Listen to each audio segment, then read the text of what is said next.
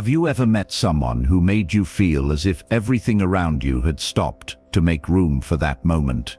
A glance, a short sentence, but left a deeper impression than anything you have ever experienced. There are encounters that we cannot explain, cannot be explained by logic, but we strongly believe that they are not simply coincidences, like a song that plays at the exact moment your heart needs to hear it.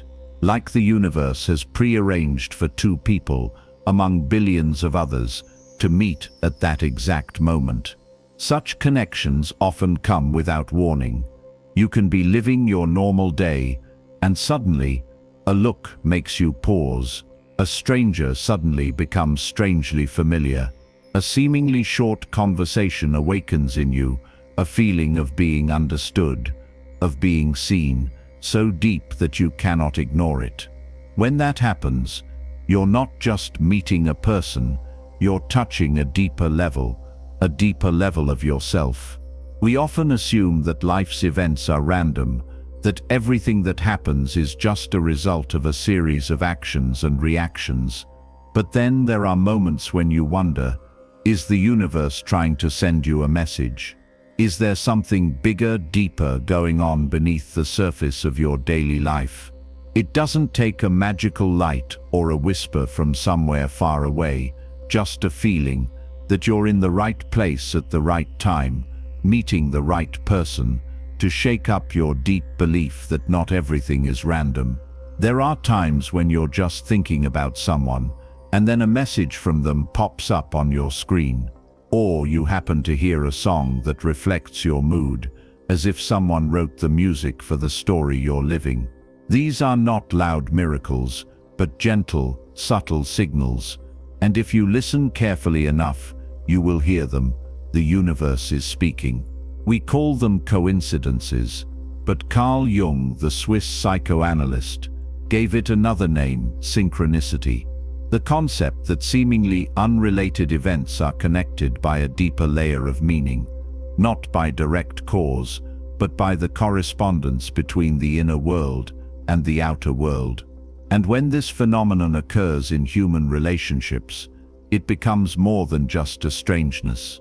It becomes an invitation to look deeper into what is really happening, an invitation to explore why you are so strongly drawn to it. Not because of their looks or their personality, but because they touch a part of you that you may not even have realized. And when someone comes along at the right time, in the right place, to revive something you thought you had forgotten, that could be the moment the universe brings you closer to yourself. This is not a fairy tale scenario. It is not love at first sight or a rosy destiny. It is a feeling that is hard to describe in words, a feeling that tells you that this is special, that no matter what the outcome of the relationship is, the presence of that person is not meaningless. Maybe they came to teach you something. Maybe they came to awaken a part of you that has been sleeping. Or maybe they are simply a mirror that helps you see yourself more clearly. If you have ever had such an encounter, ever felt like, I have known this person for a long time, even though you have just met them for the first time, then perhaps you are sensing part of the arrangement that Jung once spoke of. You are not alone. And perhaps this is the moment to look back at the signs that have appeared, to connect them, and realize that you are embarking on a journey, not just to find someone, but to find yourself. That journey begins with a feeling, an intuition, an inexplicable urge. But if you have the courage to continue, you will realize that what seems like a coincidence sometimes is the beginning of the deepest awakening of your life. Not every coincidence is synchronicity. Carl Jung made a clear distinction. Synchronicity is not simply a random coincidence of events. It is a deeper phenomenon, where the inner world and the outer world unexpectedly align in a meaningful way. These events are not linked by a chain of cause and effect, but by an invisible layer of connection, as if the universe is speaking to you in its own language. Imagine you are feeling confused about a certain relationship. You are not sure whether to continue or stop, and at that moment, you accidentally open a book, flip to a page with a passage that speaks to your concerns, not in a general way, but precisely, as if someone understands your inner dialogue. Or one random afternoon, you're out for a walk, and you bump into someone you once had a deep connection with, in a place you don't usually go to. Those moments awaken something in you that goes beyond reason. They make you stop, think, and feel something is happening. That's how synchronicity works, like a map hidden in every detail of life. It doesn't come as a clear answer, but as a hint, a symbol. But if you're alert enough to observe, quiet enough to listen, you'll realize that the coincidence isn't a coincidence. It carries within it an invitation to go deeper into yourself, into the questions you're carrying, into the connection you're being led to. Synchronicity becomes especially powerful in deep relationships. It could be when you're thinking about someone you haven't been in touch with for a long time, and that very day you run into them. Or on a long trip. Among thousands of choices, you and someone from a completely different world choose the same destination, the same time, the same path. Those events are not just unexpected, they create the feeling that there is an invisible hand arranging not to control you, but to call you closer to what you need to explore. Carl Jung believed that synchronicity is the way the collective unconscious interacts with the outside world. The collective unconscious is the deep layer of the mind where we all connect with each other through symbols, images, and mental patterns that have existed for a long time in human history. When an external event coincides with an internal state and creates a feeling of being understood, being guided, that is the moment when synchronicity is activated. Not everyone recognizes synchronicity because it is not noisy. It does not come with fireworks or bright lights. It comes in silence. In those moments when you can't forget, in those seemingly unintentional words that are just when you need to hear them most. Synchronicity requires you to open your heart, to listen with your feelings, not just your mind. It is the expression of a connection between you and life, between your individual consciousness and the universal intelligence. And the magic is synchronicity does not force. It does not tell you what to do. It only opens the door. It is your choice to step through it or not. Whether you believe it or not, synchronicity continues to operate silently and persistently, like a hidden current beneath the surface of what you call normal. There is one very important thing that Jung always emphasized: synchronicity is not a substitute for conscious action. It is not a free pass for those who want to find shortcuts in their emotional lives. Signs from the universe can show the way, but they cannot live it for you. You are still the chooser, the doer, the one responsible. The universe does not lead you to happiness. It leads you to the opportunity to understand yourself, to heal, to grow. Happiness is not given. It is built by your own presence, effort, and awareness. In relationships, synchronicity often appears at turning points: the first meeting, the separation, the unexpected reunion. These moments mark not only a stage in the love affair, but also a milestone in the inner journey, because when the universe brings someone to you at the right time, it is not just a meeting between two people, but a meeting between you and a hidden part of yourself. Synchronicity does not guarantee that a relationship will work out, but it does tell you that there is something worth exploring, worth entering with curiosity, sincerity, and awareness. Sometimes the person you meet stays, sometimes they come only to awaken something, and then leave. But either way, they always leave a mark, not on the surface of your life, but in the depths of your soul. Realizing synchronicity is not superstition. It is the act of a listening soul. It is the ability to see the undercurrents that connect seemingly disparate things. And once you begin to recognize this language, the language of symbols, of intuition, of irrational connections, you will no longer feel alone in this world, because you will know that the universe is always talking to you in its own way. And perhaps the very moment you are watching this video, the very moment you feel something stirring inside, is also a form of synchronicity, a signal not from far away, but from within you, whispering that it is time to look deeper, listen more closely, and walk with greater awareness on the journey that your heart has always longed for. We often think that when we love someone, we see them clearly. We are fascinated by the other person.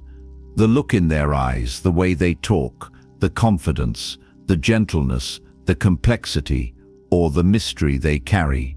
But the truth is, in the first moments of deep connection, what we see is not them at all. It is a deep part of ourselves, projected onto the other person. Carl Jung called this phenomenon projection. In analytical psychology, projection is when we unconsciously attribute to another person our own characteristics, desires, fears, unrecognized parts of ourselves. In love, this happens more often and more intensely than in any other relationship, because love is an act of the soul, not just of the mind, and the soul, when not fully enlightened, often chooses to see the person who thinks it is itself. You may love someone because they make you feel protected, not because they are truly safe, but because deep down you have been longing for that feeling since childhood.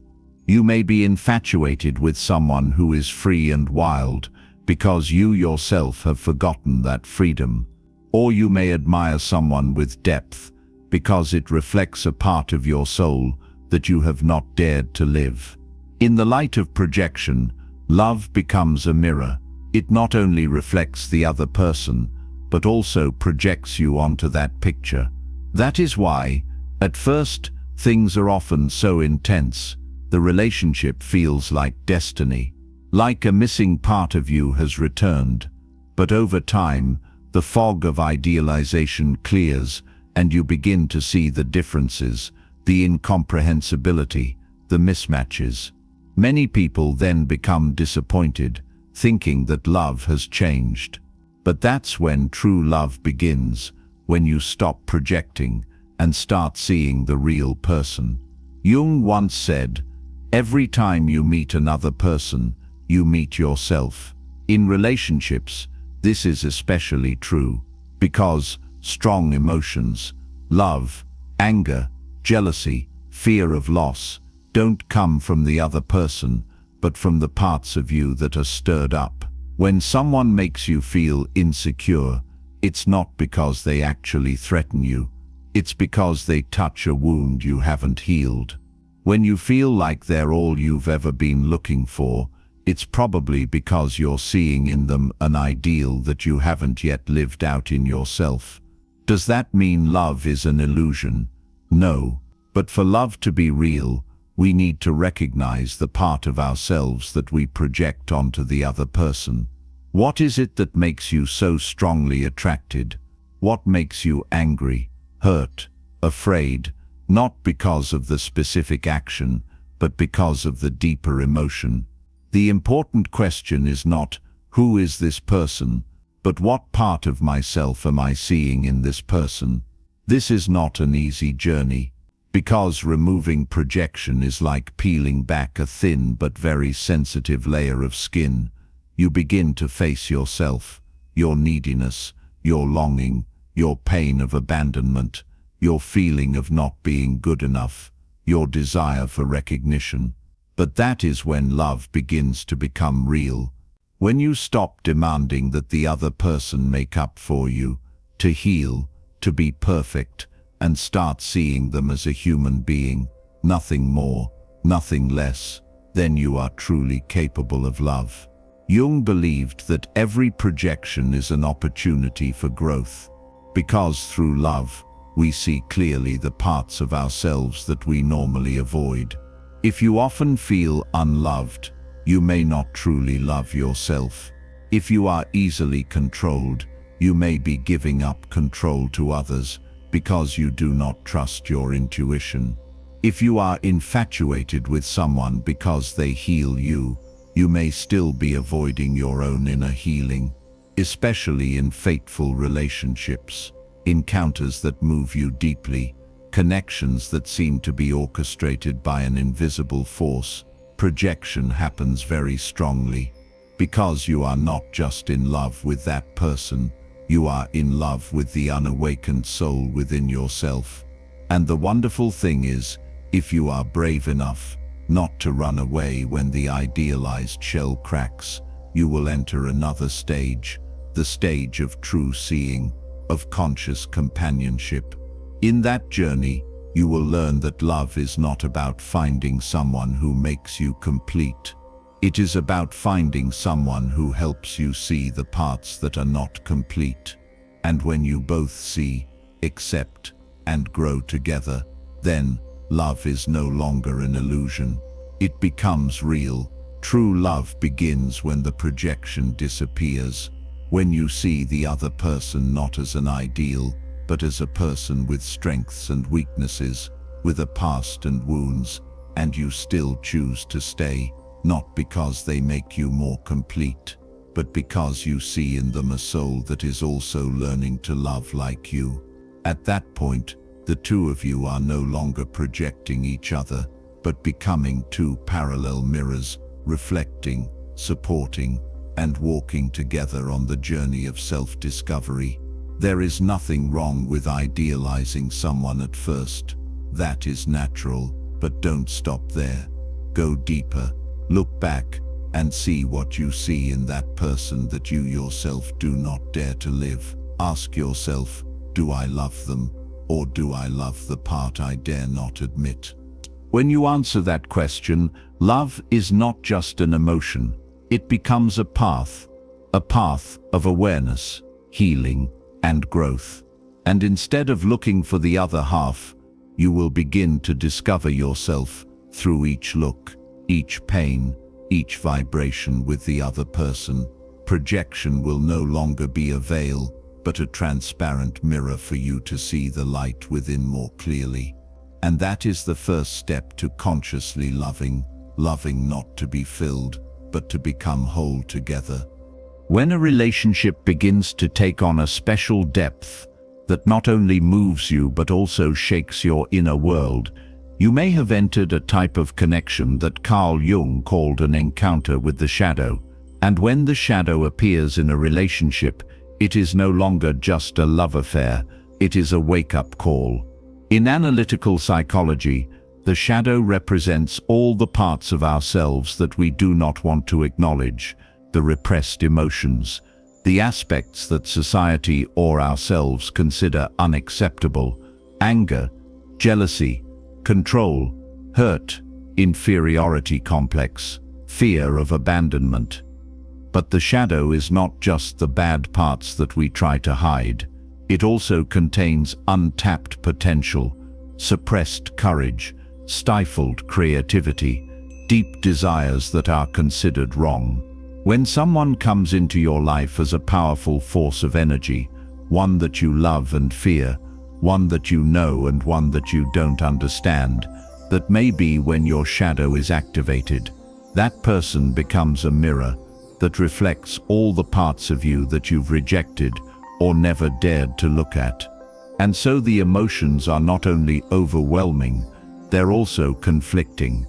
You may feel so in love with them that you lose control, and then you may feel afraid of that wave of love. You may feel seen and more vulnerable than ever. Sometimes they make you feel completely safe, but other times they touch on a pain you thought was buried deep. None of this happens by accident. It's an invitation from your shadow, and the relationship is the context for you to confront what you haven't integrated within yourself. Carl Jung once said, "No one becomes enlightened by imagining light, but by making darkness conscious." And nowhere is the darkness more apparent than in love, especially love that feels destined. You can fall in love with someone and find yourself dependent. You can believe you are independent and then find yourself unexpectedly vulnerable. You can always have a good handle on your emotions, but with this person, everything becomes chaotic and unpredictable. These emotions do not prove that you are weak. They prove that you are entering a stage of true maturity, where there is no hiding, no building walls, but direct contact with yourself. Your shadow will make you angry over little things. It will make you jealous when you have never been. It will make you feel inadequate, even when you are very confident. But all of these reactions are valuable data. They are signs of unintegrated psychological parts, unhealed wounds, emotional patterns you carry from childhood or past relationships. The problem is, many people, when they find a relationship uncomfortable or complicated, often assume that it is a sign of incompatibility or wrong love. But in fated relationships, relationships that synchronicity has brought, the stirring of feelings is not a signal to run away, but an invitation to look deeper. Every emotion, every collision, every conflict is a mirror of yourself. Of course, it is important to distinguish between a relationship that activates your shadow to help you grow and a relationship that is toxic. The shadow never justifies abuse, constant hurt, or self-destruction. But if the relationship is healthy, respectful, and honest, then it's natural and sometimes necessary for there to be some difficulties, conflicts, or inner turmoil to arise, so you can see clearly what hasn't been healed. Jung once said, "The more the shadow is denied, the more it dominates us unconsciously." When someone comes along and activates those parts, they are unwittingly becoming an agent of self-transformation within you. They are not the ones who heal you, but their presence forces you to heal. You may have thought you had forgiven someone in the past, until this person came in and you felt the old wounds reopen. You may have believed you had overcome your fear of abandonment, until you fell in love with them and felt so insecure that you lost your way. You are not going backwards, you are going deeper, and it is in that depth that the real change begins. The relationships that are destined to happen are rarely easy, because their purpose is not to make you comfortable, but to awaken you. They are not there to pamper your ego, but to awaken your soul. When you dare to stay, not in pain but in awareness, you begin to see yourself more clearly, more truly, and perhaps more painfully.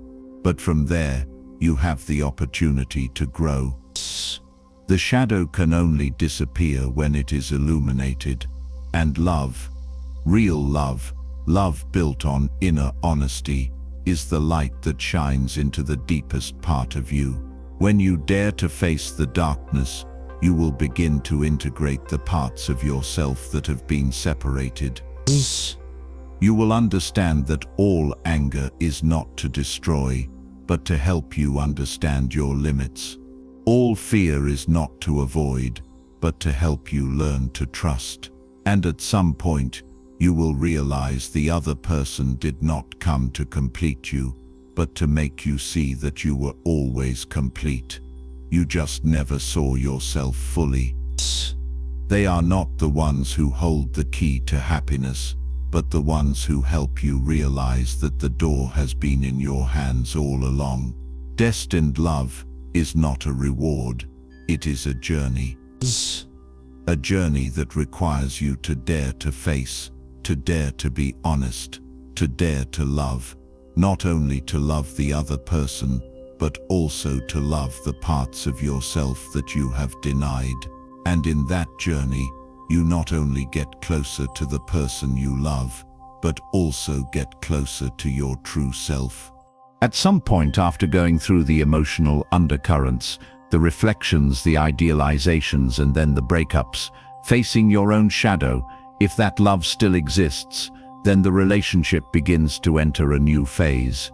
It is no longer a phase of blind infatuation, nor a phase of unconscious collisions. That is when love becomes a path leading to yourself. Carl Jung called it individuation, the process of individuation. Individuation is the journey that each person needs to go through to become themselves, not the version desired by society, not the model expected by parents, nor the mask we used to wear to be accepted, but the original complete self, full of light and dark, rational and emotional, strong and vulnerable enough. And the irony is, we only truly embark on that journey when we are in a relationship deep enough to make us see the fragmented parts of ourselves. The destined love does not come to fill the void. It comes to show you that the void cannot be filled by anyone else but you. The other person is not a rescuer, not the answer to all your inner questions. They are the one who opens the door, the special mirror that reflects exactly where you need to heal. They can shake you, but also make you insecure. They can make you feel more alive than ever, but also make you confused by your own emotions. And that is something to cherish. Because if a person is special enough to activate both light and darkness, both joy and pain, both hope and doubt, then chances are that relationship is an important part of your individuation journey. Not because they are perfect, but because their presence is just when you are ready to face yourself. Jung once said, "We never meet anyone by chance. Each person comes with a message for our journey to becoming ourselves." When you understand this, you will stop expecting love to be a smooth, frictionless place. Instead, you will cherish relationships that help you grow, not by teaching, but by their presence in your life. In the process of individuation, a particularly important factor is the harmony between two inner principles that Jung called the anima and the animus, the feminine part in men and the masculine part in women. Whether you are male or female, both of these principles exist within you, and very often, in love, we will be attracted to people who reflect the opposite part that is still dormant within ourselves. A man can be infatuated with a gentle, sensitive, deeply intuitive woman, because within him the anima has not yet awakened. A woman may be attracted to a strong, rational, self-sufficient person because her animus is not yet recognized. But when we stop at this attraction, we will be stuck in dependence. We love not because we see, but because we lack. We seek in the other person what we dare not develop in ourselves. However, when you begin to realize that what you love in them is actually what you need to awaken in yourself, love transforms. You no longer need the other person to feel complete. You begin to become an increasingly full being, precisely because you dare to learn from your own emotions. Dare to develop the neglected part of your personality. Dare to integrate both male and female into an inner unity. And it is from this point that you can truly love the other person as a companion, not as a complement. Love in the process of individuation is no longer two people merging into one, but two separate beings, strong enough, awake enough, walking together. They can enlighten each other, but not depend on each other. They can heal each other, but not turn each other into emotional crutches. That love gives you space to grow, but also gives you the presence to feel understood. And most importantly, in this love, you don't have to lose yourself to hold someone back. You get to be yourself, with all your complexities, imperfections and growth. and the other person stays. Not because you're perfect, but because they're on their own journey. And you both see each other, not as a other half, but as two souls learning to walk with honesty, freedom and responsibility. That relationship is not easy, because it requires you to dare to be real, dare to communicate when you're hurt, dare to be silent when you need to listen to yourself, dare to set boundaries but not close the door, dare to express your needs, but don't ask the other person to change you. It requires you to face yourself, constantly, honestly, without defense. But it is in that journey that you will understand the deepest thing. Love is not something you seek. Love is something you become. And when you become a person who is present enough, yourself enough, awake enough, then you no longer need love. You can love. And that is when you are free. Free to give. Free to receive. Free not to hold. Free to stay, not because you lack, but because you choose. And that is when the universe, through love, completes a significant part of your awakening journey. Not by sending someone to make you happy, but by letting them appear as a symbol, reminding you that you have always carried within you everything you have ever sought outside.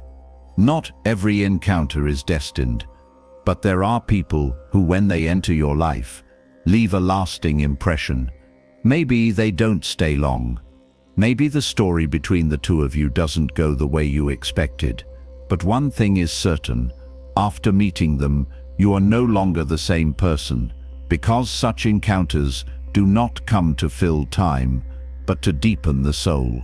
Destined relationships, whether short or long, whether calm or intense, carry a message. Something you need to learn, to remember, to awaken. Jung once said, "Meaningful coincidences are the way the outside world talks to the inside world." When someone moves you inexplicably, makes you feel like everything was arranged to bring you two together, don't rush to rationalize it. Stop, listen, and ask yourself, what is this relationship awakening inside me? Maybe they come to help you learn to open up after being hurt. Maybe they come to clarify wounds that you thought were dormant. Maybe they come to illuminate the parts of you that you once forgot, rejected, and left behind. And maybe they come just to remind you that you can love deeply, sincerely, without calculation. Whatever it is, their presence is not meaningless. We often look for promises, plans, and clear confirmations of love. But true love, the love that can bring us closer to ourselves, is often not noisy. It does not come with ostentatious commitments, does not always have a sweet ending like in the movies. It is present in moments of silence that are full of connection, in the eyes that do not need words, in a conversation that makes you forget about time, in the feeling that even for a moment you have truly been seen. If you have ever met such a person, experienced such a love, understand that you have entered a special part of the soul's journey. And that journey does not always go with them to the end. Sometimes, separation is not a failure, it is a completion. They come to give you a piece, a clue, a key, minor T, and you continue, carrying what has been awakened. We do not need to stay in every relationship for it to be meaningful. There are people who just appear at the right time to change your inner trajectory. And what matters is not the time spent together, but the consciousness you have gained from that relationship. What did you learn? How did you love? What did you see in yourself through that person? That is why the end is not always the end. Sometimes it is the beginning of a deeper journey. The journey back to yourself. You no longer seek perfection in others, because you begin to recognize the wholeness within yourself.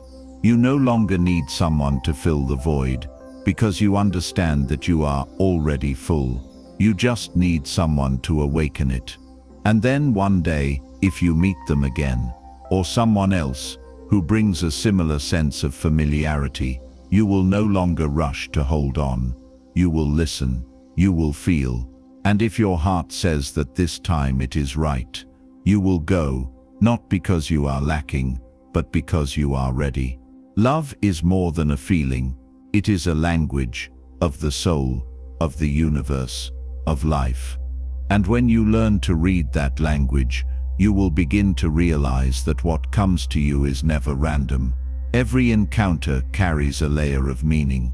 Every look, every touch, every unspoken word is a sign, not to make you guess what will happen, but to make you more aware of what is happening.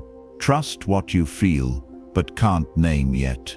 Trust that feeling of there is something here, because that feeling is the beginning of transformation. And if a relationship makes you more authentic, more awake, more free, then that is love. Whether it lasts or not, if all you've ever experienced in love is confusion, pain, loss, don't think you've gone astray. You're just going through the necessary depths to return to yourself. And that journey is what the universe wants you to understand. Love is not a reward. Love is a return. It is the ability to see, accept, and love both the light and the dark in yourself and in others. So if you're in the middle of a relationship that's confusing you, or if you're missing someone who once felt made for you, don't be so quick to dismiss those feelings. It could be the universe whispering something to your heart. Listen, open up, and if it feels like something you need to share, tell your story.